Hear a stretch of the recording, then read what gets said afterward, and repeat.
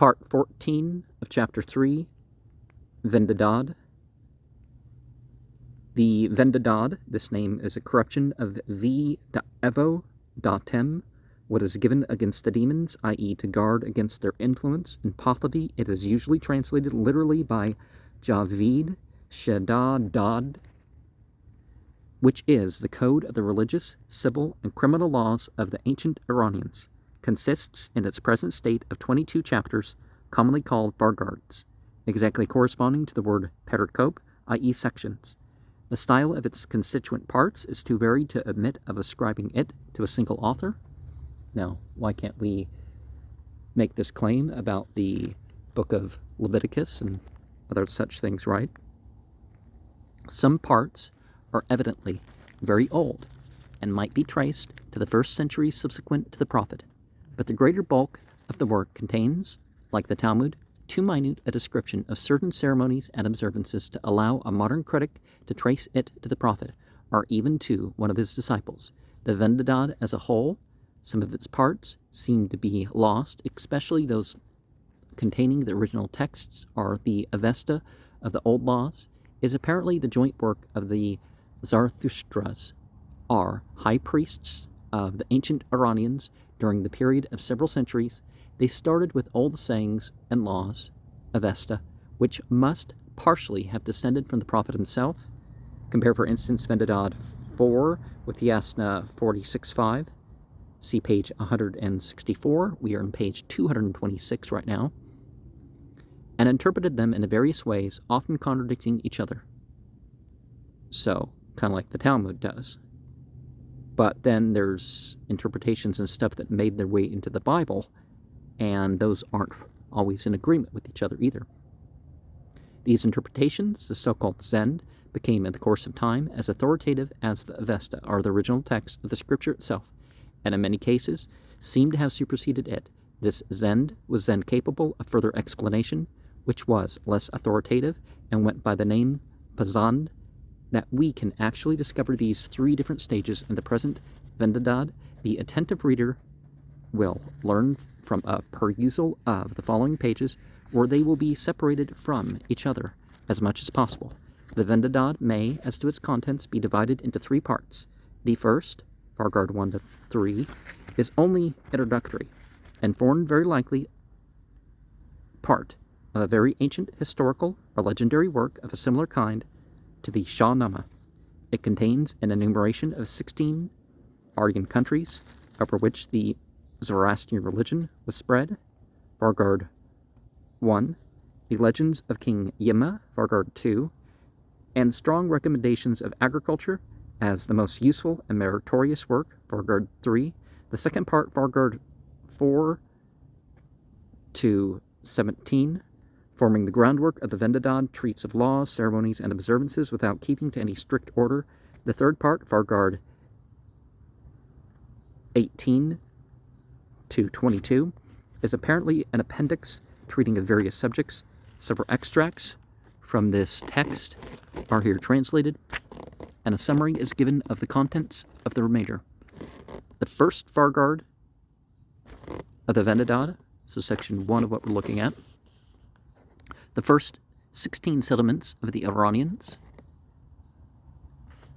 and by Avesta and Zend, we're not using the language here, we're just, dividing the sources. Avesta, one Ahura Mazda said to Spitama Zarathustra, I created, O Spitama Zarathustra, a delightful spot which had been previously nowhere habitable, for if I had not created, O Spitama Zarathustra, a delightful spot which had been previously nowhere habitable, all earthly life would have poured forth towards Iryana Va'edjo, the earthly paradise.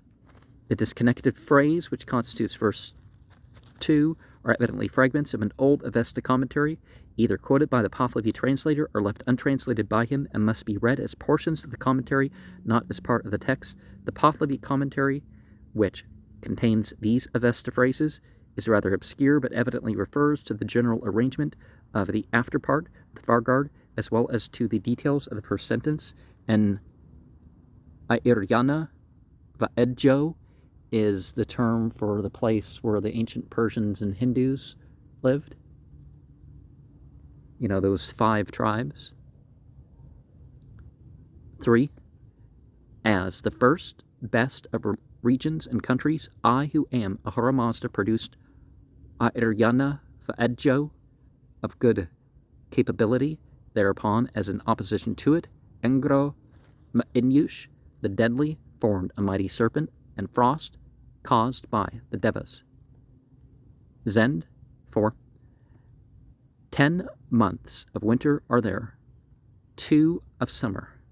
The Pahlavi translator adds, and afterwards also Hapta, Hante, Hameno, Ma'onha, Pancha, Zayana. 7 are the summer months, 5 the winter is declared. Technically, that's what we got here. October, November, December, January, February, or maybe, well, technically, okay, that's not quite it, but you know how they, months in which you can get a frost, you would have June and even April to that too. So I'm not sure what they mean entirely with that. And these, the latter, are cold as to water, coldest to earth, coldest to plants. The phrase Ada Zamahe Ma'edim, or Ma'edim, Ada or Ada Zamahe Zeredha'em, then is middle winter, then is the heart of winter, not being translated by the Pahlavi commentator, appears to be merely quoted for him from some older Avesta commentary. Because obviously it was colder there. They did talk about, at one point, there was, Zarathustra was in areas where for 10 months of the year, you could have frost or snow fresh. So, obviously they were much colder. Then, as the snow falls around, then is the direst disaster. Avesta 5, as the second best of regions, that is the second of the best regions and countries, I who am Ahura Mazda produced Ga'u, in which Sugda is situated. Thereupon, as in opposition to it, Engro Ma'inyush, the deadly, formed a pestilence, which is fatal to cattle, great and small. The Pahlavi translation has Kurako Mag, a swarm of locusts,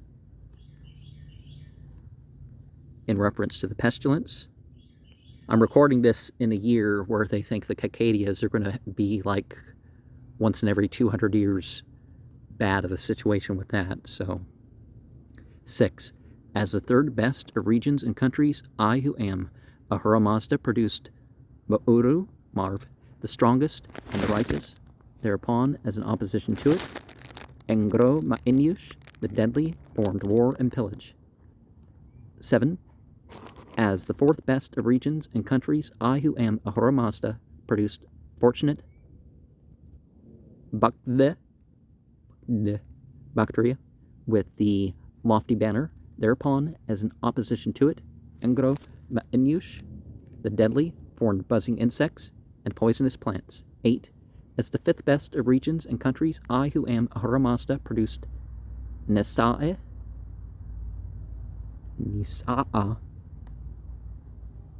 and the Zend has, which is between Ma'uru and Bakde.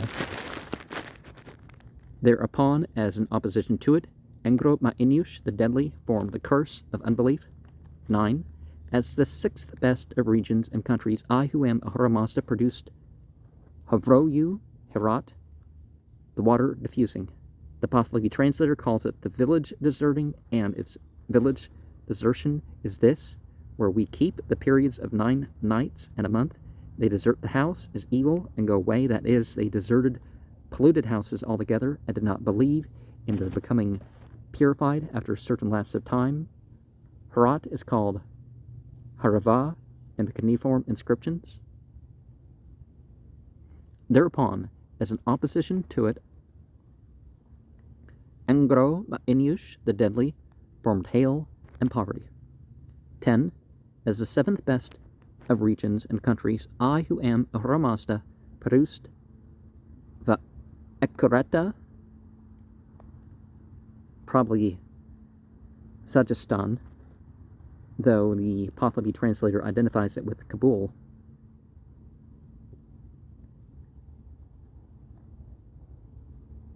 In which Duzhaka is situated.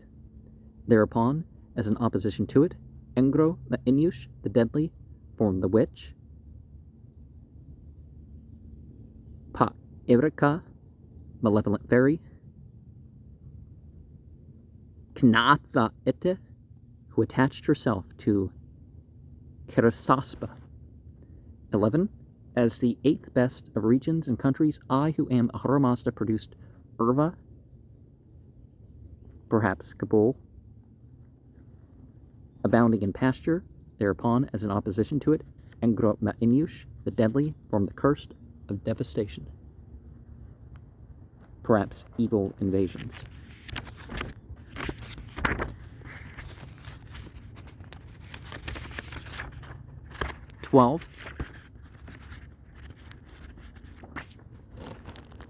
As the ninth best of regions and countries, I who am Ahura Mazda produced Kanyenta, possibly Kandahar, in which Vaharkana is situated.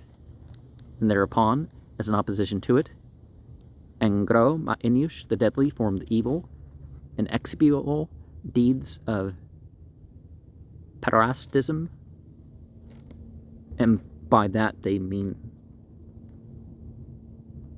the people that get together, that do that stuff with free adolescents, right?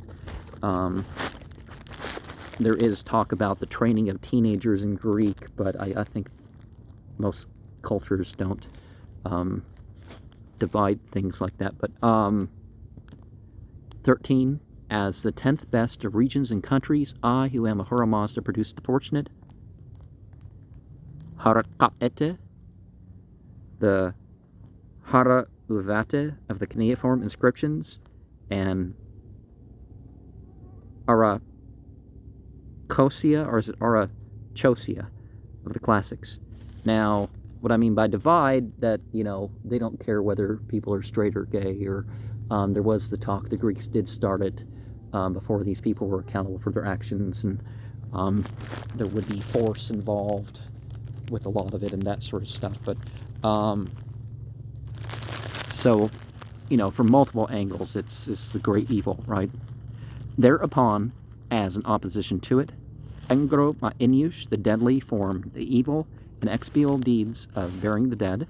14, as the 11th best of regions and countries, I who am Ahura Mazda produced Ha'etumat, the modern Hilmand and Etemander of the classics, Uravata of the cuneiform inscriptions, and Arachosia of the classics was Haraka'ete. The brilliant, the glorious, thereupon, as an opposition to it, Engro Inyush, the deadly, formed evil sorceries. Zend, 15, and this was its essential token, and this its essential appearance, as wherever they attained the sorcery of incantation, then are the worst sorceries, then those even arise which are for murder and wounding the heart. They are capable of any blights and potions. The phrases are evidently the remains of an old Zend in the Avesta languages, the first portion of which is given by the Pahlavi translator only in Pahlavi. While he gives these phrases in both languages, the old Zend or commentary as translated into Pahlavi states that sorcery is this, that although they desire it, not yet it happens, and then it is said that it is in the way, not allowable, and so on, as in verse 15 of the text. Avesta 16, as the 12th best of regions and countries, I who am Ahura Mazda produced Raga with the three races. The Pathali explains the three races as the three original classes of the community: the priests, the warriors, and husbandmen. The extra phrase, Va'edunho no id uzo-ish, is to be taken probably in connection with the end of the Pathali commentary. Or perhaps they meant the Asiatics, the African and the European stocks. Thereupon, as an opposition to it, Angro Ma'enyush, the deadly, formed the curse of over-skepticism. 17. As the 13th best of regions and countries, I who am Ahura Mazda produced Chakra, the strong, the righteous. Thereupon, as an opposition to it, Angro Ma'enyush, the deadly, formed evil and expiable deeds of burning the dead. 18. As the 14th best of regions and countries, I who am Ahura Mazda produced Varena, which is the four-cornered. Varena is probably Gilan, but the Pahlavi translator states that some say it is Kirman, and that it was called four-cornered because it had either four roads or four gates, at which was born Taona, Fredun, the slayer of the destructive serpent, Zeh Dahak. Thereupon, as an opposition to it, Engro Ma'enyush, the deadly, formed untimely menstruations and non-Aryan plagues of the country, perhaps non-Aryan invasions of the country. 19. As the 15th best of regions and countries, I who am Ahura Mazda produced the land of the seven rivers, India. Hapta Hindu is the Sapta Sintavas, or is it Sinlavas? I think it's Sintavas of the Vedas, a name of the Indus country or India. The additional phrase Hacha Ushastra, Hacha Ushastara Hindaba Ave da Ushataram Hindum, from the eastern, literally morning, Hindu to the western, literally more evening. Hindu is merely an Avesta phrase quoted by the Pahlavi translator. Thereupon, as an opposition to it, Engro Ma'enyush, the deadly, formed untimely menstruations and irregular fever. As the 16th best of regions and countries, I who am Ahura Mazda produced those who dwell without ramparts on the seacoast. Thereupon, as an opposition to it, Engro Ma'enyush, the deadly, formed frost caused by the Devas, and hoarfrost as a covering of the land. Zend. 21. There are also other fortunate regions and countries, valleys and hills, and extensive plains. 2. The second Vargard, Yima or Jamshed, the king of the Golden Age. Avesta 1, Zarathustra asked Ahura Mazda, O Ahura Mazda, most munificent spirit, creator of the settlements, supplied with creatures, righteous one, with what man didst thou, who art Ahura Mazda, first converse besides me, who am Zarathustra, i.e. before me? The Pazand has, to whom didst thou teach the Ahurian Zoroastrian faith? 2. Then said Ahura Mazda, with Yima, the fortunate, the rich in flocks, a righteous Zarathustra, with him, I who am Ahura Mazda, conversed first among men besides thee, i.e. before thee. Who art Zarathustra, the Pazand has, to him I taught the Ahurian Zoroastrian faith. 3. Then I said to him, O Zarathustra, I who am Ahura Mazda, become a fortunate Yima, Vivangana, my promulgator and bearer of the faith, the Zoroastrian religion. Then he, the fortunate Yima, answered me, O Zarathustra, neither am I fit nor known as promulgator and bearer of the faith. 4. And I said to him, O Zarathustra, I who am Ahura Mazda, if thou, O Yima, wilt not become my promulgator and bearer of the faith, then enclose my settlements then thou shalt become the conservator and the herdsman and the protector of my settlements. 5.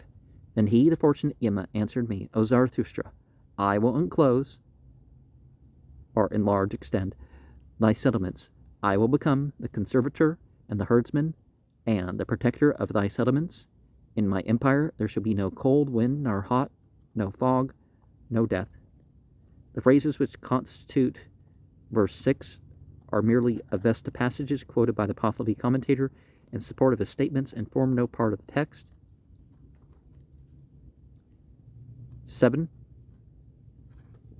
Then I, who am Ahura Mazda, brought forth his implements, a gold sword, and Pahlavi, Sulak Hoband, having holes a sieve, which supports the view that Sufra, the Sanskrit Shrpa, winnowing tray, a plowshare would be Sulak, not Sulak, golden sword, and a goad decorated with gold. Yima is to bear the royal dignity. 8. Then the sway was given to Yima for 300 winters, i.e. years. Then his earth was to be filled with cattle, oxen, men, dogs, birds, and red blazing fires. They found no room therein, the cattle, oxen, and men. 9. Then I made known to Yima, the fortunate Yima, Vivangana, the earth is to be filled with the assemblages of cattle, oxen, men, dogs, birds, and red blazing fires. They find no room therein, the cattle, oxen, and men. 10. Then Yima went forth towards the stars on the sun's noonday path, that is, toward the south. Rapithwa means the time called Ga. Rapithwan, lasting from 10 a.m. to 3 p.m.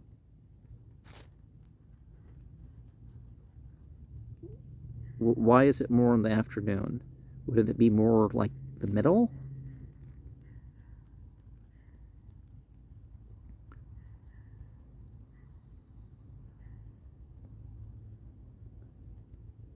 And by these times, we're of course referring to the dividing of the day into 12 hours and the night into 12 hours. He touched this earth with the golden sword. He pierced into it with the goad, speaking thus: Extend, O bounteous Armaite, enlarge and spread, O bearer of cattle and oxen and men. 11. Then Yima made the earth expand herself by 1/3 larger than she was before.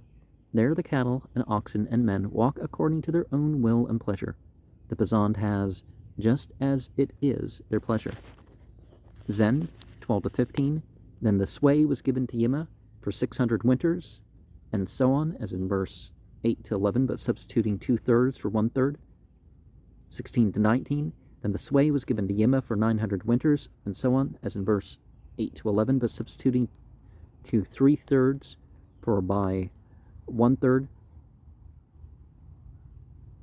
The phrases constituting verse 20 are merely Avesta passages quoted by the Pahlavi commentator and form no part of the text. And it's like, but if it is part of the text, and it's just not respectful not to repeat it and say, oh well, this is in this verse. And even if it's clear, sometimes references like this aren't entirely clear, as you would say. But the repetitions of parts of verses or verses in different numbers of verses, this is important. Avesta 21. An assembly was held with the heavenly angels by Ahura Mazda, the creator, renowned in Iryana, the Edjo of good qualities. The Zend has an assembly was held with the best men by Yima, the king, rich in flocks, the renowned in Iryana, the Edjo of good qualities. To this assembly with heavenly angels came Ahura Mazda, the creator, the renowned in Iryana, the Edjo of good qualities. Avesta, to this assembly with the best men came Yima, the king, rich in flocks, the renowned in Iryana, the Edjo of good qualities. 22. Then spake Ahura Mazda to Yima, O fortunate Yima, Vivangana, to the material world the evil of winter will come. and consequently a strong, deadly frost. Zend, under the material world, the evil of winter will come, consequently much driving snow will fall on the highest mountains, on the summits of the heights. 23. From 3 places, O Yima, the cows should go away, when they are in the most baneful of places, deserts, and when they are on the tops of mountains, and when in the gorges of the valleys, and at the well-fastened cottages. Was that trees of the woods? What's that thing that they were like, people, basically, if, you know, it was a spoof song, because people's like, you know, you want to be really hardcore, you gotta, you know, do your thing in the desert versus the forest or whatever. Avesta, 24. Before the winter, the produce of this country was pasturage, the water used before to overflow it, and afterwards the melting of the snow, and pools would occur there, O Yima, in the material world, where the footprints of cattle and their young would appear. 25. Then make that enclosure the length of a riding ground on each of the 4 sides. Bring thither the seeds of cattle, oxen, men, dogs, birds, and red blazing fires. Zend, and make that enclosure the length of a riding ground on each of the 4 sides for dwelling place of men. The length of a riding ground on each of the 4 sides is a field for cows, a cattle run. Avesta, 26. There, collect the water into a channel the size of a hatra, measure equivalent to a farsang of 1,000 footsteps of 2 feet. See Bundhis, page 63. There, fix landmarks on a gold-colored spot, provided with imperishable food. There, erect houses composed of mats and poles and roofs and walls. The Zend, 27. Thither bring the seeds of all men and women who are the greatest and best and finest on this earth. Thither bring the seeds of all kinds of cattle, which are the greatest and best and finest on this earth. 28. Thither bring the seeds of all plants, which are the tallest and most odoriferous on this earth. Thither bring the seeds of all foods, which are the most edible and most odoriferous on this earth. Make pairs of them unceasingly, in order that these men may exist in the enclosures. Avesta, 29. There shall be no overbearing, no low-spiritedness, no stupidity, no violence, no poverty, no deceit, no dwarfishness, no deformity, no monstrous teeth, no leprosy overspreading the body, nor any of the other signs which are the badge of Engro Ma'inyush and are laid upon men. 30. In the uppermost part of the country, make 9 bridges, in the middle 6, and the lowestmost 3. To the bridges in the uppermost part, the seeds of 1,000 men and women. To those of the middle part, 600. To those of the lowermost part, 300. And compass them in the enclosures with the golden sword. If this implement be a plow, it would surround them with a furrow, but this would not be very effectual as an enclosure. If the implement be a winnowing tray, then they are to be covered over with it. And furnish a door to the enclosure, and a self-lighting window from the inside. 31. Then Yima considered, how shall I make the enclosure as Ahura Mazda told me? Then Ahura Mazda spoke to Yima, O fortunate Yima, Vivangana, distend this earth with the heels, rend it with the hands, like as men now separate the earth in cultivating. 32. Then Yima did so as Ahura Mazda desired. He distended this earth with the heels, he rent it with the hands, like as men now separate the earth in cultivating. This verse is found only in the Vendidad Sada. It's probably an addition made by the Zendist. 33 to 38. Then Yima made the enclosure, and so on, corresponding to verse 25 to 30. Zend 39. Creator of the settlement supplied with creatures, righteous one. Which then are those lights, O righteous Ahura Mazda, which shine there in those enclosures which Yima made? 40. And spake Ahura Mazda, self-created lights and created ones. The Bazand has all the eternal lights, shine up above all created lights, shine below from inside, and then continuing, once a year one sees there the stars and moon and sun rising and setting. Yeah, back in the day they would make a point of certain areas that, oh, this thing is seen only so often in the sky, so they would specifically arrange things to like capture the light of Venus and the moon and stuff in these positions. Sometimes it was just these places were already there, and they noticed that this happened every so often, and then they would, you know, like you can't exactly put a cave in, well, I mean, there's been artificial caves for a long time, but you know what I mean. Sometimes they would say, oh, well, the summer solstice, this place is lit up, but the rest of the year it's dark. Or maybe for a few days around the summer solstice, or maybe it's another couple days in another time.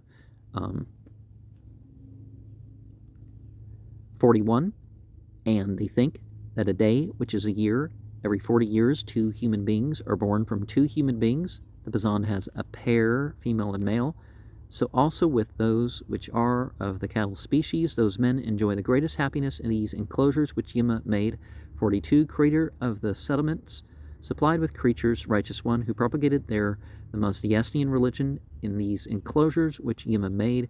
Then spake Ahura Mazda the bird, Kar Shipta, Ospitma Zarathustra. 43, creator of the settlements, supplied with creatures, righteous one, who is their heavenly lord and earthly master. Then said Ahura Mazda, Ratad Naro, O Zarathustra, and thou who art Zarathustra. 3, the third Fargard, holiness of agriculture, Vendidad 3:24-33. Avesta. Okay, there's a verse only found in the Vendidad Sada. That 32 thing, the earthing cultivating. It's probably an addition made by the Zendist. Avesta 24. For this earth is not a place which is to lie long uncultivated. She is to be plowed by the plowman, that she may be for them, men, a habitation of a good kind. Then the beautiful woman, the earth, who long goes childless, so produces for them male progeny, bulls of good kind. Zend 25. Whoever cultivates this earth, Ospitama Zarathustra, with the left arm and the right, with the right arm and the left, unto him she bears fruit. In like manner as a loving man does to his beloved, she stretched on the connubial couch. The Bazan has lying on a place, and then we continue, brings forth to him a son. The Bazan has our fruit. The words Gatush, Sayamno are an explanation of the older phrase Vantave Stareta. Gatush, place, explaining Vantave and Stareta, stretched, corresponding to Sayamno. Vantu evidently appertains to Vanta, which is defined as a virtuous woman in the Farhange o Im Kaduk.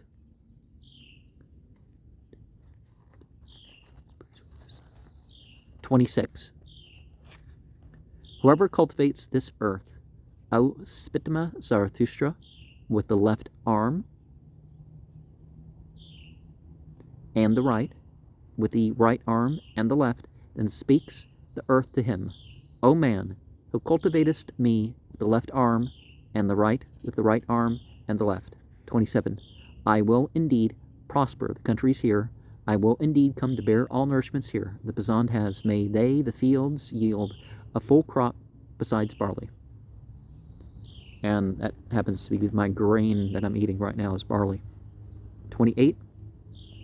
Whoever does not cultivate this earth, O Spitma Zarathustra, with the left arm and the right, with the right arm and the left, then speaks the earth to him, O man, who dost not cultivate me with the left arm and the right, with the right arm and the left. 29. Here thou standest indeed at another's door, obtaining victuals the Bazan has among the beggars, and victuals are brought to thee, sitting outside. Indeed, in driblets in the Bazan, they are brought to thee by those who have an abundance of goods. So among the beggars, they are brought to thee by those having abundance of goods. It's the Bazan part. 30, creator, and so on, as in verse 239. Yeah, and you have to flip a page? Yeah, come What causes the growth of the Mazdayastian religion? Then said Ahura Mazda, whatever is efficacious in the cultivation of barley, O Spitama Zarathustra. And creator of the settlement supplied with creatures, righteous one, which then are those lights, O righteous Ahura Mazda, which shine there in those enclosures which Yima made. 31. Whoever cultivates barley, he cultivates righteousness. The Pazand has, he promotes the Mazdayastian religion. And then we continue. He extends this Mazdayastian religion as by 100 resistances against the demons, 1,000 offerings, 10,000 prayer readings. The ancient Egyptians also have that, Hafanyao? Is that 100,000 praises? The cultivation of barley or wheat is equivalent so far as the destruction of the bad creation. The duty of every Zoroastrian is concerned to 100, 1,000, and 10,000 other meritorious works. The Avesta, 32. When barley occurs, the original is in metrical verses which contain even rhymes. Then the demons hiss. When thrashing occurs, then the demons whine. When grinding occurs, then the demons roar. When flour occurs, then the demons flee. The Zend has, so the demons are driven out from the place. The Pazand has in this house for this flour. And then we continue. They shall burn their jaws, whereby it happens that the greater number are fellow fugitives when barley becomes plentiful. 33. Then may he, the cultivator, therefore recite the text. Avesta, there is no strength in those who do not eat, neither for vigorous righteousness, nor for vigorous husbandry, nor for vigorous begetting of sons. The Pazand has, for by eating all living beings exist, without eating they must die. Section 4, the fourth, Farguard, Civil and Criminal Laws. The Avesta. 1. Whoever does not return property to the owner of the property becomes the thief of the property, taking it by force. The phrase Yadna Kasvikamchana is merely quoted by the Pahlavi translator and forms no part of the text. If he sees for his own out of anything of theirs agreed upon, whether by day or by night, Zend, verse 2, creator of the settlement supplied with creatures, righteous one, how many such agreements, Mithra, are thine, who art Ahura Mazda? Then said Ahura Mazda, 6, O righteous Zarathustra, the first by words, the second by offering the hand, the third by depositing the value of a sheep, the fourth by depositing the value of an ox, the fifth by depositing the value of a man, slave, the sixth by depositing the value of a district. The Pazand has of a well-thriving, fenced-in, walled-in, well-arranged, prosperous district. 3 and 4. The word makes the first agreement, promise. After that, the offering of the hand is marked. The Pazand has the offering of the hand takes place after that among friends. Then we continue. After that of a sheep's value is marked. The Pazand has that of a sheep's value takes place among friends. And then we have after that of an ox is marked. The Pazand has that of an ox value takes place among friends. And then we have after that of a man's value is marked. And the Pazand has that of a man's value takes place among friends. After that of a district's value is marked. The Pazand has that of a district's value taken place among friends. 5. Creator of the settlement supplied with creatures, righteous one, what punishment has the breaker of an agreement made by words to undergo? Then said Ahura Mazda, he has to pay a fine of 300 pieces to the next kinsman of the defrauded one. The fine varies from 300 to 1,000 pieces. The breaking of the second class of agreement is fined by 600, that of the third by 700, that of the fourth by 800, that of the fifth by 900, that of the sixth by 1,000 pieces of atonement money.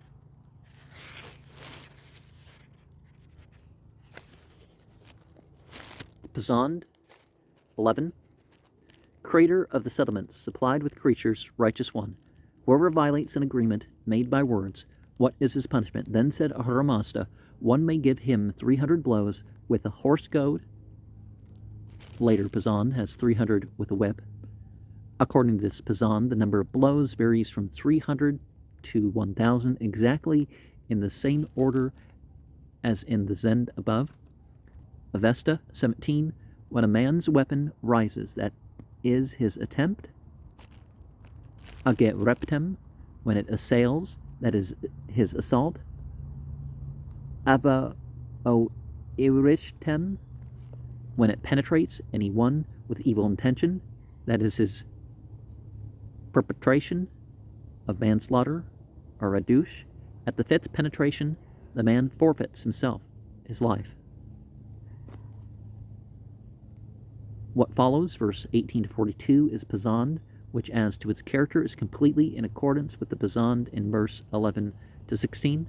The Zend, or old explanation of this criminal law, is lost, but from this Pazand it may be seen that the distinctions regarding the degree of guilt in attempted or accomplished murder have become in course of time much more numerous.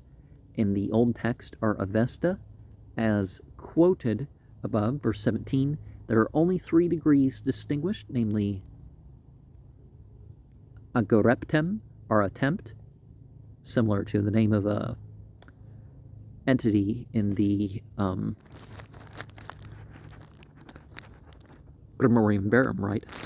Ava o erishtem, or assault, and eradush, or perpetration. In its Zend, or commentary, there were probably more distinctions made and different degrees of punishment mentioned, as we may infer from the Zend following verse 1. In this Avesta, capital punishment is ordered only when radush has been committed 5 times. In the Pazand, our subcommentary, there is a detailed list of punishments consisting of blows with horse goad or whip varying from 5 to 200 in number. Toward the end of the 4th Fargard, verse 44 to 54, we have only Avesta without Zend or commentary. This Avesta, which is certainly very old and refers apparently to various subjects, is so very obscure in style as to be the most difficult passage of the whole Vendidad. In its beginning, there is an ancient law enjoining the greatest friendship and equality among the members of the Zoroastrian community. It runs as follows: and when men of the same Mazdayestian religion should come here, either brothers or friends, seeking a field or seeking a wife or seeking wisdom, if they should come seeking a wife, you may make some of the women marry. If they should come seeking wisdom, you may recite the beneficent text. 5. The Fargards, 5 to 17. From the 5th to the 8th Fargard, we find minute and detailed precepts for the treatment of a dead body, the construction of dokmas, or towers of silence, and the purification of men or things brought into contact with a corpse. The idea pervading the whole is the utter impurity of a dead body and the extreme purity of sacredness on earth, fire, and water. No impure thing can therefore be thrown upon any one of these elements, because it would spoil the good creation by increasing the power and influence of the evas, or demons, who take possession of the body as soon as a man is dead. The corpse is therefore to be carried on to the barren top of a mountain or hill, and to be placed on stones or iron plates, and exposed to dogs and vultures, so as to benefit in this way the animals of the good creation. A man who touches a dead body, the contagious impurity of which has not been previously checked, by holding towards the corpse a peculiar kind of dog, is said to be at once visited by a specter representing death itself, which is called the 4-eyed dog, a yellow spot on each of its eyelids being considered an additional eye. He has yellow ears, and the color of the rest of his body varies from yellow to white, and his eyes, a kind of magnetic influence, is ascribed. This so-called Druksh Nasush, destructive corruption. To get rid of this annoyance, he is to be sprinkled with water on the different parts of his body as described with the greatest minuteness in the 8th Fargard. In the same Fargard, verses 73 to 96, the preparation of the sacred fire is described. Fires from 16 different places are required, which after having been purified by praying over them, must be brought to one and the same hearth, called da'ityo gatush, now dadga. The fire in which a dead body is being burnt is indispensable, although it be the most impure of all. To burn a dead body according to the spirit of the Zoroastrian law is one of the greatest crimes. Well, occasionally somebody's alive too, and you're just causing air pollution when the body's just going to decompose and stuff anyway, right?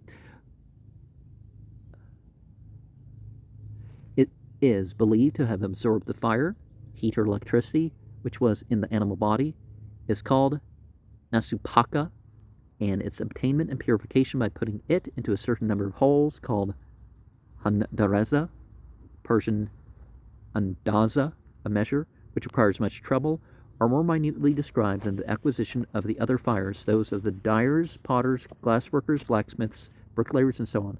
The collective fire obtained in this way represents the essence of nature, the fluid pervading the whole earth, the cause of all growth, vigor, and splendor, and it is therefore regarded with great reverence by the Parsis. In the 9th Fargard there is a very detailed description of the great purification ceremony called the Barashnom of 9 nights.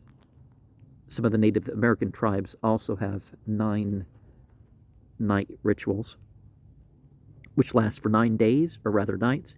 It is intended for the removal of any impurity, whatever, and is practiced chiefly by priests. The person who has to undergo the ceremony must drink the urine of a cow, sit on stones within the compass of certain magic circles, and while moving from one heap of stones to another, he must rub his body with cow's urine, then with sand, and lastly wash it with water. This custom has descended from the most ancient times, when a purifying and healing influence was ascribed to the urine proceeding from so sacred an animal as the cow was to the ancient Aryans.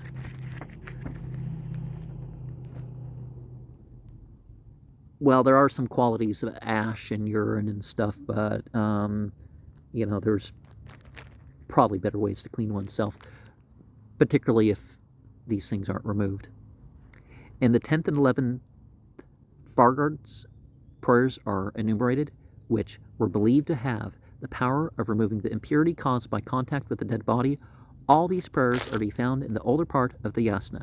The 12th Fargard treats of the duration of mourning for the death of the head of a family and of relations in different degrees. For those who die as righteous men by the law of nature, who are called dahmas, only half as much time of mourning is required as for those who die by their own hands or are executed, who are called tanu paratas. The 13th and 14th Fargards treat of dogs and water dogs, udra, otter, which are not to be badly treated, wounded, mutilated, starved, or killed. Should a man be found guilty of such charges, he is to be severely punished. The killing of an otter is especially regarded as a horrible crime, since this animal is believed to contain the souls of 1,000 male and 1,000 female dogs. A man who commits this crime has to receive 10,000 lashes with a horsewhip, according to the latter interpretation, or he must kill 10,000 animals of the bad creations, such as snakes, mice, lizards, frogs, and so on, to carry 10,000 loads of wood to the fire, and so on. In the 15th Fargard, various topics are treated, such as the sins called pesho tanu, i.e. such actions as are not of themselves considered especially hurtful or injurious, but which may, under certain circumstances, cause damage or injury, the crime of procuring abortion in the case of an illegitimate child, and the treatment of pregnant dogs, strictly prohibited, and if it be committed, the seducer, the girl, and the nurse are equally guilty of the murder, which is different than how we think of things nowadays. Once you reach that age of accountability, you're accountable for stuff. And oh yeah, sure, some people have different positions, maybe somebody's offering money or whatever, but once you're accountable for your actions, you're accountable for your actions. Let's not.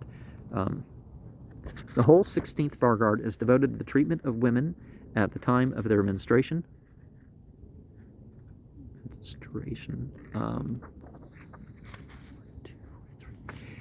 In the 17th Fargard, precepts are given how to treat hair and nails which have been cut. The demons must be prevented from using the cuttings for doing injury to the good creation. 6. The 18th Fargard. The commencement of this Vargar is probably lost, as it appears to begin now in the middle of a subject, and its contents are of very miscellaneous character, as may be seen from the following translation. 1. For many a man, so said Ahura Mazda, O righteous Zarathustra, wears another mouth veil. Penome, though unclothed with religion falsely, he is termed a fire priest. Thou shouldest not call him a fire priest, so said Ahura Mazda, a righteous Zarathustra. That is not the kind of mouth veil used by priests. The itadana, a putting on a mouth veil, pahlavi padam, pazand penome, consists of 2 pieces of white cotton cloth, hanging loosely from the bridge of the nose to at least 2 inches below the mouth, and tied with 2 strings at the back of the head. It must be worn by a priest whenever he approaches the sacred fire, so as to prevent his breath from contaminating the fire. On certain occasions, a layman has to use a substitute for the penome by screening his mouth and nose with a portion of his muslin shirt. The extra words ba'e rezu frath anhem, 2 fingers breadth, are merely an Avesta quotation made by the Pahlavi translator with reference to the extent of the penome. 2. He carries another vermin killer, crafts trogna,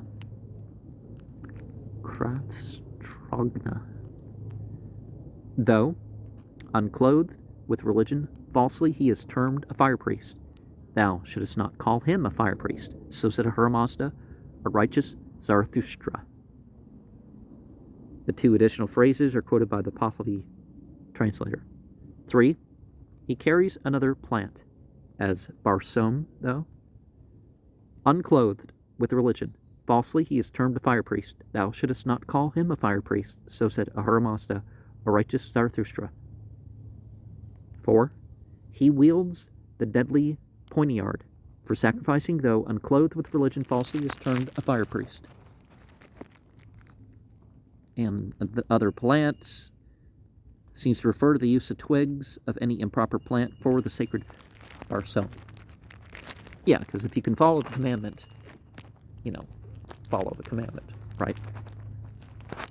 Thou shouldest not call him a fire priest, so said Ahura Mazda, a righteous Zarathustra. Whoever lies the whole night through, without praying, without reciting the Gathas, without repeating the short prayers, without performing any ceremony, without studying, without teaching, or perhaps without studying the accents and without intoning them, compare the Sanskrit or Samskrita shiksha, in order to acquire a soul fit for the Chinvad bridge, that is, a soul so good that it will find the Chinvad bridge wide enough to allow it to pass over it to heaven. If the soul be wicked, it is said to find the bridge too narrow for it to pass over. The Quran also talks about pretty much the same reference of passing over the pit, and the bridge that your consciousness and your actions is the width and the speed of the whole thing. And falsely he is termed a fire priest. Thou shouldest not call him a fire priest, so said Ahura Mazda, a righteous Zarathustra. 6. Thou shouldest call him the fire priest, so said Ahura Mazda, a righteous Zarathustra, who the whole night through would interrogate a righteous understanding, free from anxiety or defect, fit for the widening and gratifying,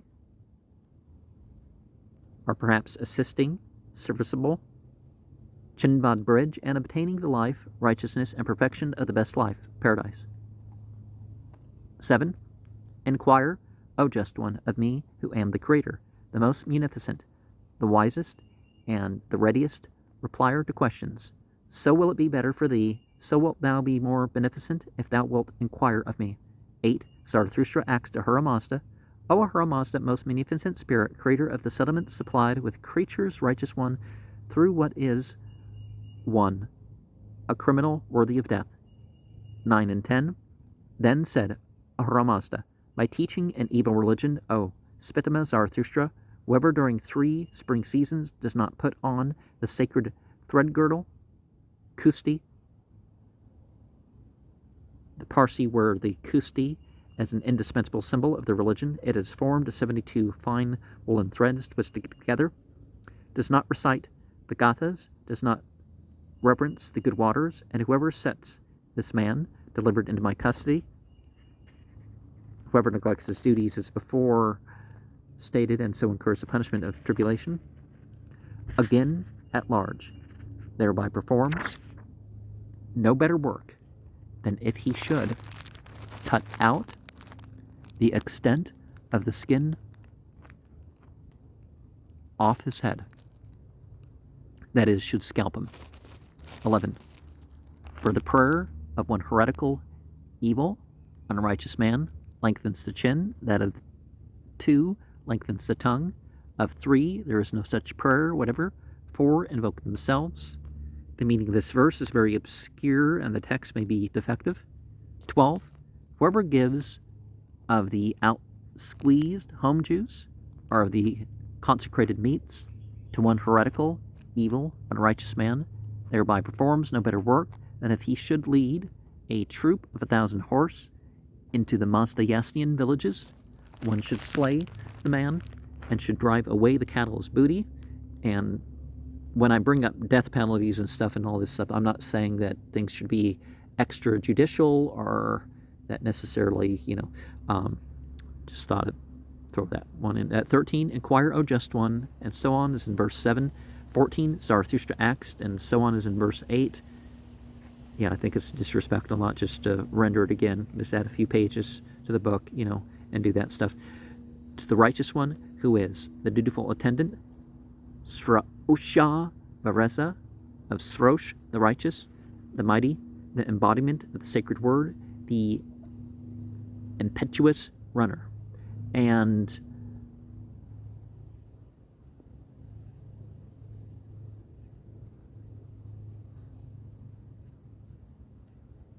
Sraosha, obedience. 15 to 17.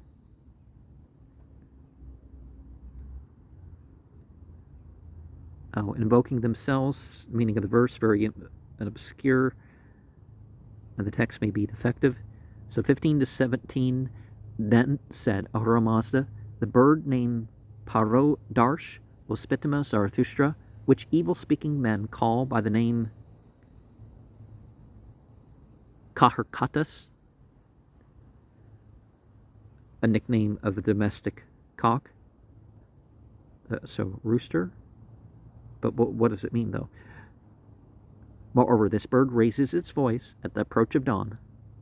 The term Usham, Suram, is given as a nickname for the third quarter of the night in the Fargard, for Hange Oim Kaduk. Well, so you have twilight, between the twilight and then you have twilight again. So perhaps this is what people mean.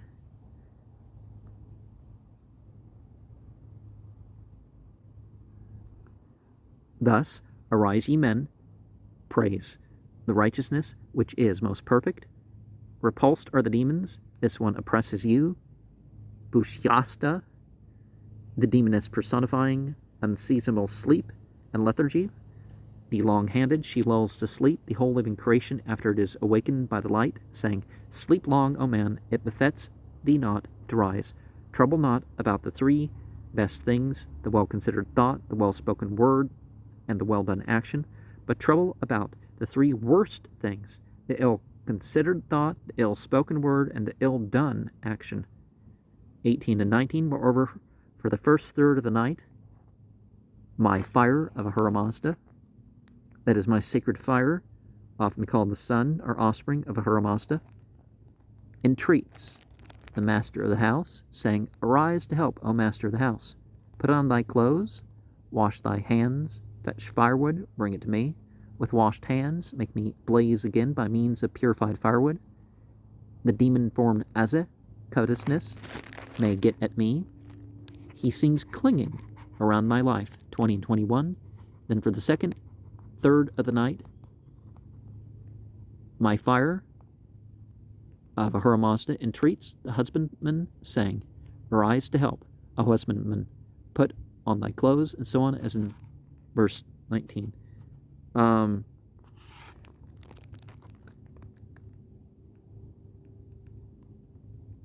third quarter of the night. Yeah, because that's not really something you see. There's the false dawn and the false dusk.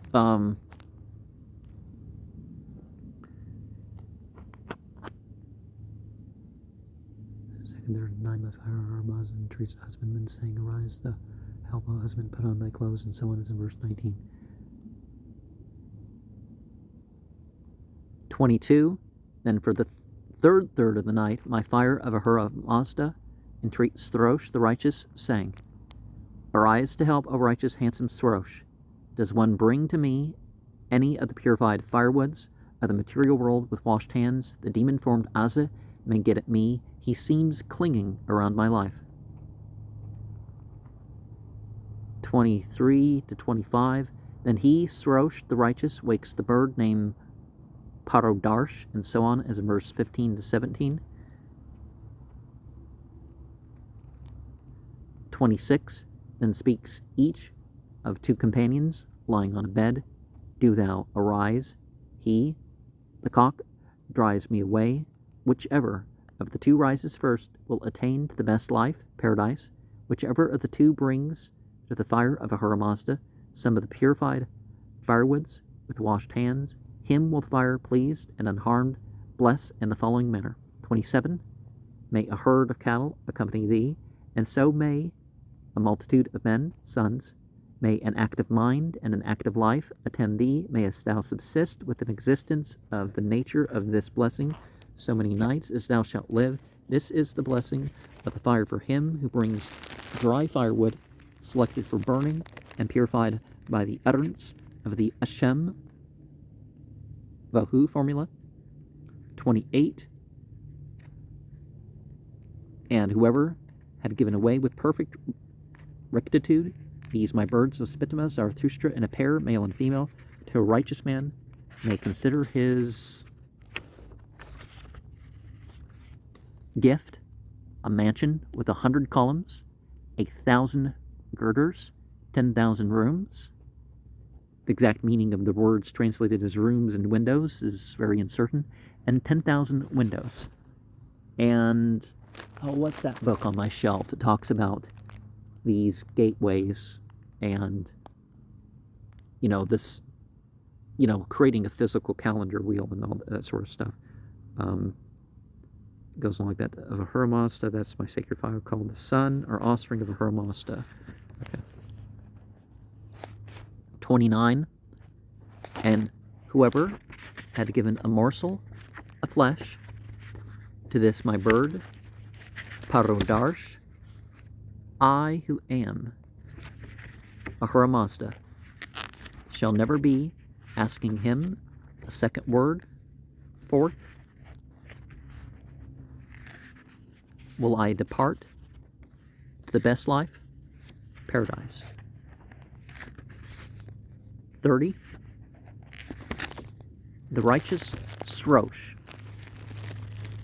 with lowered club, asked the Druksh, O Druksh, inglorious and inactive, dost thou then alone of all the living creature engender without cohabitation?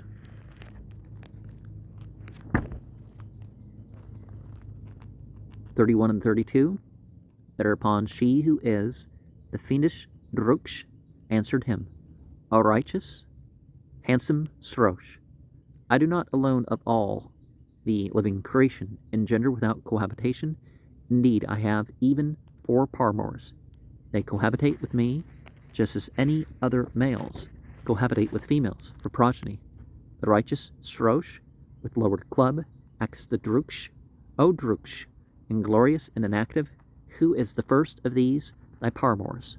34 and 35. Thereupon she who is the fiendish Druksh answered him, O righteous, handsome Throsh, that indeed is the first of these my paramours, when a man gives not the merest trifle of unused clothes to a righteous man, when they are begged for with perfect rectitude, he cohabitates with me just as, and so on, as in verse 32. 36. The righteous Throsh, with lowered club, asks the Druksh, O Druksh, inglorious and inactive. What is the extermination of the result of this? 37:38. Thereupon she who is the fiendish Druksh answered him, O righteous, handsome Sorosh, this is the extermination of it, when the man gives even a trifle of unused clothes to a righteous man, when they are not begged for with perfect rectitude, he destroys my conceptions, just as a four-legged wolf should utterly tear a child out of the womb. And the words tanu, mazo may be otherwise translated, but hardly so to make sense out of all the parts of the sentence. The flesh would pollute the rooster if he ate it. Oh, whoever given a morsel of flesh. Okay. 39. The righteous Srosh, with lowered club, acts the Druksh. O Druksh, inglorious and inactive, who is the second of these thy paramours? 41 and 42. Thereupon she who is the fiendish Druksh answered him, O righteous, handsome Srosh, that indeed is the second of these my paramours, when a man makes water an instep's length beyond the toes. He cohabitates with me just as, and so on, is in verse 32. Literally, the length of the forepart of the foot beyond the forepart of the foot. Frabada, Sanskrit. Prapada, the forepart of the foot, is understood to be a measure equivalent to a hand's breadth. 42. The righteous Srosh, and so on, is in verse 36. 43 and 44. Thereupon she who is the fiendish Druksh answered him, O righteous, handsome Srosh, this is the extermination of it, when the man, after he shall stand up from the squatting position, resting merely on the soles of the feet, which is customary in some cases, shall repeat 3 steps off the Asham Bohu formula thrice, the Hamatanam Yasna 35:2 twice, the Hukshafro Tama'e Yasna 35:5 thrice. Shall then recite the Ahuna Ba'iria Yasna 27:13 4 times, and shall pray Yanhe Hatam Yasna 7:27. He destroys my conceptions, and so on, as in verse 38. 45. The righteous Srosh, with lowered club, acts the Druksh, O Druksh, inglorious and inactive, who is the third of these thy paramours? 46 and 47. Thereupon she who is the fiendish Druksh answered him, O righteous, handsome Srosh, that indeed is the third of these my paramours, when a man asleep emits semen, he cohabitates with me, just as, and so on, as in verse 32. 48, the righteous Srosh, and so on, as in verse 36. 49 to 52, thereupon she who is the fiendish Druksh answered him, O righteous, handsome Srosh, this is the extermination of it, when the man, after waking from sleep, shall repeat the Eshem Bahu formula thrice, and so on. And what's this? The squatting position, resting merely on the soles of the feet, which is customary in such cases. Of course, if you have joint issues, stand up and repeat is verse 43 or 44. You do your best, right? So, and so on, as in verse 43 and 44. Then he speaks to the bountiful Armaite, spirit of the earth. O bountiful Armaite, I commit to thee this progeny, literally man, mayest thou restore this progeny to me at the triumphant renovation of creation, at the resurrection, as one knowing the Gathas, knowing the Yasna, attending to the discourses, intellectual, experienced, embodying the sacred word, then thou shouldst announce his name as fire produced, Atara Data, our fire offspring, Atara Chitra, our fire race, Atara Zantu, our fire land, Atara Dakyu, or any other name of those formed with the word fire. The same kind of names, according to Dastur, Hoshangje, ought to be used for stillborn children who must be named. even stillborns should be named, and attending the discourses are conversations referring probably to such conversations between Ahura Mazda and Zarathustra as are common in the Vendidad. 53. The righteous Srosh, with lowered club, acts the Druksh, O Druksh, inglorious and inactive. Who is the fourth of these, thy paramours? 54 and 55. Thereupon she who is the fiendish Druksh answered him, A righteous, handsome Srosh, that indeed is the fourth of these my paramours, when a man after his 15th year frequents a courtesan, ungirdled or uncovered, that is, without sacred thread girdle, kusti, or sacred shirt. Sadara, anabdato, is a contraction of ana iwe dato. Then, at the fourth departing step, immediately afterwards, we who are demons, at once, we occupy his tongue and marrow. Afterwards, the possessed ones destroy the settlements of righteousness which are supplied with creatures, as the spells of sorcerers destroy the settlements of righteousness. 56. The righteous Srosh, and so on, is in verse 36. 57 to 59. Thereupon, she who is the fiendish Druksh answered him, A righteous, handsome Srosh, there is no extermination, whatever of it, but a man after his 15th year, and so on, as in verses 54 and 55. 60. Inquire, O just one, and so on, as in verse 7. 61. Zarathustra acts, and so on, as in verse 8 to righteous one, who offends thee, who art Ahura Mazda, with the greatest offense. The Zend has, who annoys thee with the greatest annoyance. 62. Then said Ahura Mazda, truly the courtesan, O righteous Zarathustra, who commingles the seed of the pious and impious, of idolaters and non-idolaters, of self-destroying sinners and non-self-destroying sinners, i.e. those whose sins are heinous and mortal, and the reverse. 63. With a look, O Zarathustra, she stagnates 1/3 of the mighty waters flowing in streams. With a look, O Zarathustra, she destroys 1/3 of the growth of the upshooting, flourishing, golden-colored trees. 64. With a look, O Zarathustra, she destroys 1/3 the covering crops of the bountiful Armaite, spirit of the earth. With a leer, O Zarathustra, she destroys 1/3 of the strength and success and righteousness of a righteous man, of very good thoughts, of very good words, of very good deeds. 65. I tell thee, O Spitma Zarathustra, these females are also more destructive than darting serpents, are than howling wolves, are than a she-wolf suckling her young, who rushes into a sheepfold, are than a frog spawning thousands, who dives into the water. 66. Inquire, O just one, and so on, as in verse 7. 67 to 68, Zarathustra acts, and so on, as in verse 8 to righteous one, whoever knowingly and intentionally cohabitates with a menstruous woman who is conscious, knowing and informed of it, what is his punishment? What is his atonement?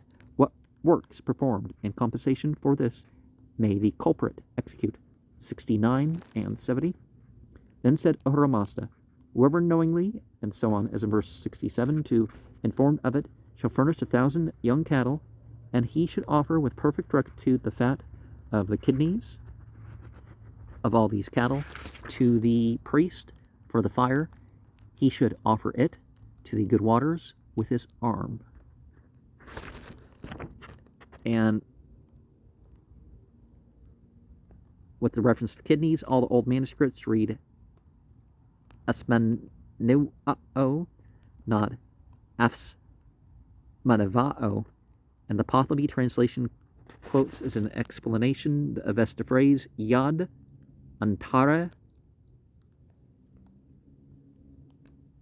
redka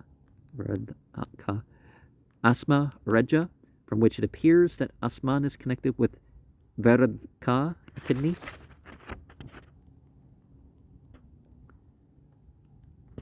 green colored. What was green colored? Oh, the golden colored are the green colored trees, maybe. And she-wolf suckling her young. Translation of epithet. Azro Da'avim is only a guess. Perhaps seeing a goat might also be suggested, but the meaning is very uncertain. 71. He should offer with a perfect rectitude 1,000 loads of hard firewoods, that is, loads for a man's back, well hewn and selected as dry for the fire. He should offer with perfect rectitude 1,000 loads of soft firewoods of the sandalwood, Vasna, or benzoin, Bohu gaona, or aloes wood, Bohu karete, or pomegranate, Hada na pata. Such are the traditional explanations of these terms for odoriferous woods, or any other of the most odoriferous trees for the fire. 72. He should lop off 1,000 loppings. That is, he should supply the material for the barsom. The verb frasta iryad cannot refer to the preparation or final arrangement of the barsom, which can be performed only by a priest. The same remark applies to all the other offerings here mentioned, which must be brought to a priest for him to offer. For the sacred twigs, barsom, he should offer with perfect rectitude to the good waters, fallen twigs of the shrub, which is called pomegranate, for 1,000 consecrated waters, saophra, with homa and milk, which are purified, examined as to purity, purified by a pious man, a priest, and examined by a pious man. 73. He should kill 1,000 serpents, gliding on their bellies, and 2,000 others. He should kill 1,000 land frogs and 2,000 water frogs. He should kill 1,000 ants carrying away corn, and 2,000 others. 74. He should wreck 30 bridges across navigable waters. That is, he should form footbridges across streams which are not fordable with safety. One should strike him 1,000 blows with a horse goad, 2,000 with a scourge. Sraosho charana, 75 and 76. That is his punishment.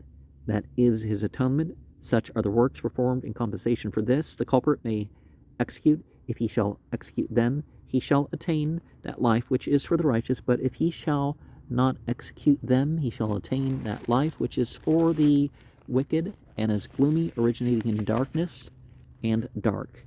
It's probable that the sentence refers to the rewards and punishments in this world as well as the future existence. 7. The 19th Vargard, fragments of an old epic song, verse 4, 6 to 9. The devil's attempts to frustrate Zarathustra's doings. The verses 1 to 3 are introductory to the ancient song and evidently intended as some explanation of the contents of this ancient text. In this introduction, it's described how Druksh, one of the evil spirits in Ottoman service, came forth from the northern regions at her master's command to destroy Zarathustra. The prophet frustrated all such attempts to ruin him by simply repeating the sacred formula, Yatta Ahu Va'irya. Druksh, having been thus defeated, told the chief of the evil spirits, Angra Ma'inyush, that it was impossible to do any mischief to the prophet. Zarathustra perceived the snares laid for him and thought about escaping them. This is described in the verses of the old song, which were undoubtedly current in the mouths of the Iranian people. The song is composed in the heroic meter of the ancient Aryans, the Anushtub, which has given rise to the common shloka. And the original ballad is here subjoined in its metrical form, its translation being given in the text. Usehishtan Zarathustro asareto akamananha paete ahmae aravata duzdamo anromanyush mamed amamarenshanaha asham Zarathustra Tumahe Ushaspahe Putro Bharathyad Hachazavishe Apastavan Hoha Vanuhim Danam Mazdayasnim Vindayanam Yatha Vindad Vadagano Vanhu Paetish Paete Apmae Avashata Yospetamo Zarathustro Nuid Hea Pastavane Vanohim Dayanam Mazdayasnim Noid Asta Noid Ushtanim Noid Baudascha Urvisyad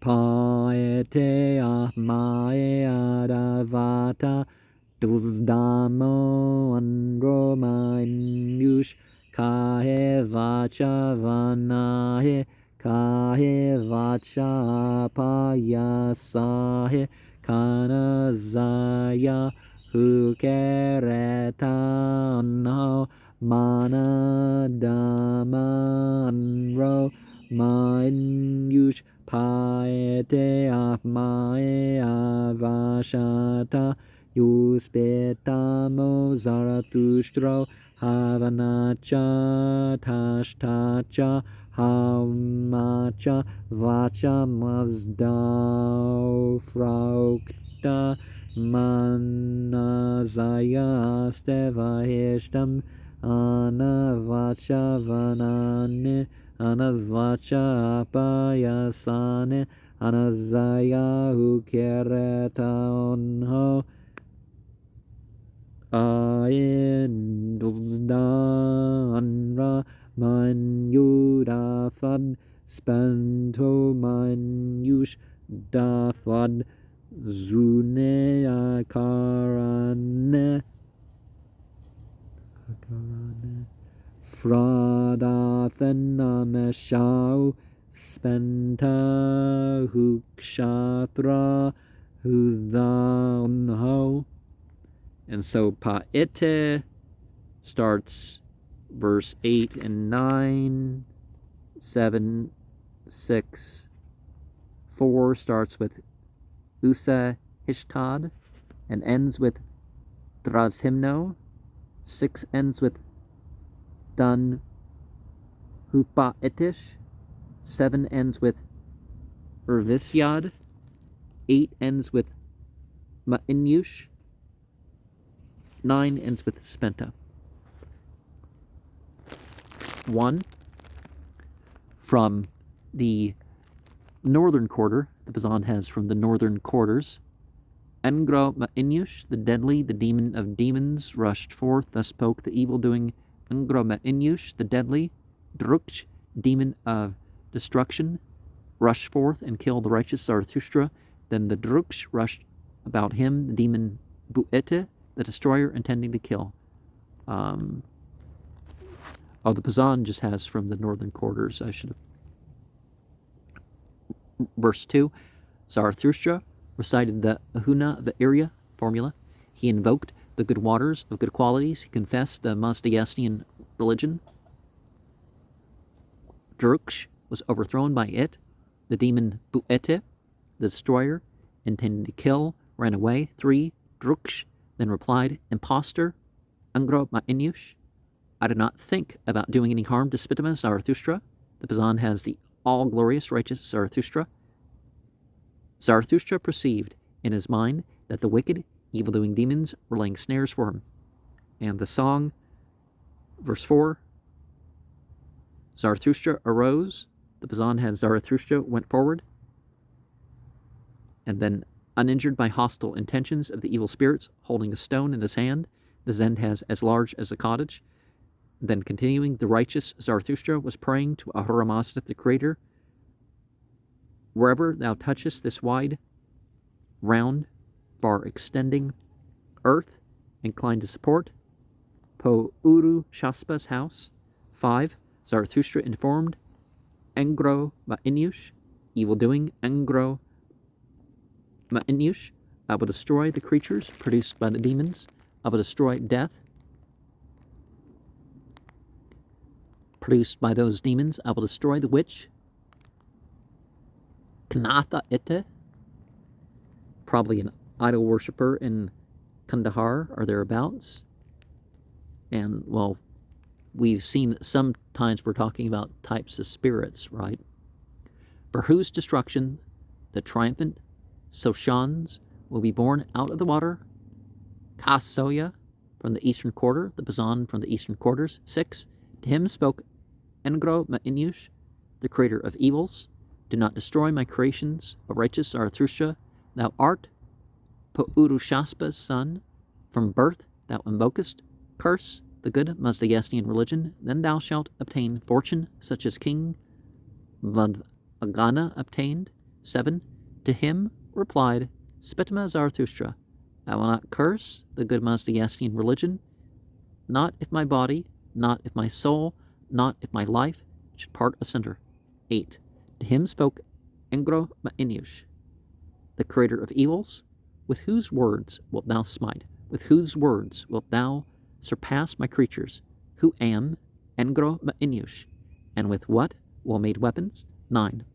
To him replied Spitama Zarathustra.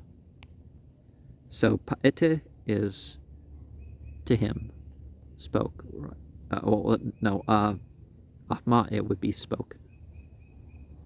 Replied Spitama Zarathustra. The mortar and dish and Homa and the words pronounced by Mazda are my best weapons. With these words I will smite. With these words will I suppress. With these well-made weapons, O evil-doing Engro Ma'inyush, the beneficent spirit made them. He made them in boundless time, the immortal benefactors, Ameshaspentas, the good rulers and good arrangers, cooperated. Now, if evil spirits appear, just like evil people, you can, put forth the reminder, right?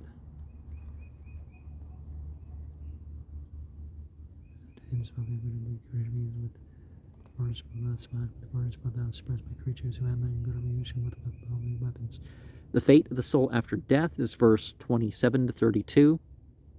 Creator of the settlement supplied with creatures, righteous one. What are the events? The Bazan has what events happen, what events take place, what events are met with. And then we continue, when a man shall give up his soul in this world of existence. Then said Ahura Mazda, after a man is dead. The Bazan has, after a man has departed, when the running evil-doing demons make destruction of his life. And then we continue, at daybreak, after the third night. The Bazan has, when aurora is shining. So, solar storms in particular, right? Or do they not mean the aurora? Do they mean the twilight? He reaches Mithra, rising above the mountains, resplendent with her own rightful luster, the Bazan has when the sun rises. 29. The demon Vizarasho, by name Ospitama Zarathustra, carries a soul beyond towards the country of the wicked Deva-worshipping men. The country of the Deva worshippers is India. It goes on the time-worn paths which are for the wicked and which are for the righteous, to the Chinbad bridge created by Mazda, and right, where they axe the consciousness and soul, their conduct in the settlements, i.e. the world. The Bazan has what was achieved in the world of existence. 30. She, the beautiful, well-formed, strong, and well-grown, comes with the dog, with the register, with the children, with the resources, with skillfulness. The dog is requisite to be looked at by a man at the last gasp, but the meaning of the two following epithets is very uncertain. This passage evidently refers to the maiden who is a personification of one's actions during life and is said to meet the soul after its third night's separation from the body. Compare the Hadokt Nask, Yasht 22:9, page 220. We are on page 255 here. She dismisses the sinful soul of the wicked into the glooms, hell. She meets the souls of the righteous when crossing the celestial mountain, Haro Berazaete Alboras, and guides them over the Chinvad Bridge. The Pazan has the Bridge of the Heavenly Spirits. 31. Bohu Mano, the Archangel Bachman arises from a golden throne. Bohu Mano exclaims, "How hast thou come hither to us, a righteous one, from the perishable life to the imperishable life?" 32. The souls of the righteous proceed joyfully to Haramasta, to the Ameshaspentas, to the golden throne, to paradise. Garo Namana. The Pazan has the residence of Haramasta, the residence of the Ameshaspentas, and the residence of the other righteous ones. Fragment not connected with the preceding. Perhaps it is, but they didn't make that conclusion, right? Or there was something else mixed with it or missing that would have made the connection. 33. The righteous man being purified. The demons, the wicked evildoers, are so frightened at his scent. After death, he, as a sheep encompassed by wolves, is frightened by a wolf. 34. The righteous men assemble. Probably people, not just the males, but Nairio Sanha assembles. Say, Ahuramasa's friend is Nairio Sanha. Thyself invoke, O Zarathustra, this creation of Ahuramazda. 35. Perhaps evoke would be a better term to render that with. Zarathustra said unto me the words, I praise the rightful creation formed by Ahuramazda. I praise the earth created by Ahura, the water created by Mazda, the rightful vegetation. I praise the sea, Ba'uru Kasha, i.e. having distant shores. I praise the brightly shining sky. I praise the eternal luminaries, the fixed stars, the self-created. Throughout these verses, I invoke would be more correct than I praise. 35, Zarathustra. 36. I praise the best life, paradise of the righteous, which is resplendent and all glorious. I praise the house of song, Garo Namana, equivalent to paradise, the residence of Ahuramazda, the residence of the Ameshaspentas, the residence of the other righteous ones. I praise the bridge, Chinvad, bridge of the gatherer, created by Mazda in the self-created intermediate region between heaven and hell. 37. I praise good fortune, the wide-eyed. I praise the strong guardian angels, Pravashis, of the righteous, benefiting all creatures. I praise Behram, created by Ahura, the bearer of splendor, created by Mazda. I praise the shining, glorious star, Tishtar, Tyr, Mercury, or perhaps Sirius, right? With the body of a golden horned ox. 38. I praise the beneficent hymns, the 5 gathas, ruling over the 5 periods of the day, the righteous ones. I praise the Ahuna Va'ite Gatha. I praise the Ushta Va'ite Gatha. I praise the Smenta Ma'inu Gatha. I praise the Bahu Kshatra Gatha. I praise the Vahishto Ishte Gatha. 39. I praise the region Karshvara, or Keshvar, Erazahe, and Savahe. I praise the region Fradadavshu and Vidadavshu. I praise the region Vauru Bareshte and Vauru Jareshte. I praise the region Anaratha. I praise the splendid Hetumat, Hilmund, the shining, the glorious. I praise the good wealth, Asha. I praise the good science. I praise the rightest science. I praise the glory of the Aryan countries.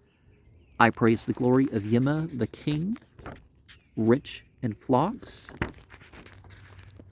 Part 8 of this, the Farguards 20 to 22. These last 3 Farguards of the Vendidad seem to have belonged originally to some medical book. They contain spells for curing diseases, which resemble very much the mantras, which are intended for the same purpose in the Atharvaveda. Treta is said to have been the first physician who relieved mankind from the distress and misery caused by diseases. The angel presiding over the medical art is called Ir-Yaman, to whom even Ahura Mazda dispatches his messenger, Nairyo Sanha, Naryosang.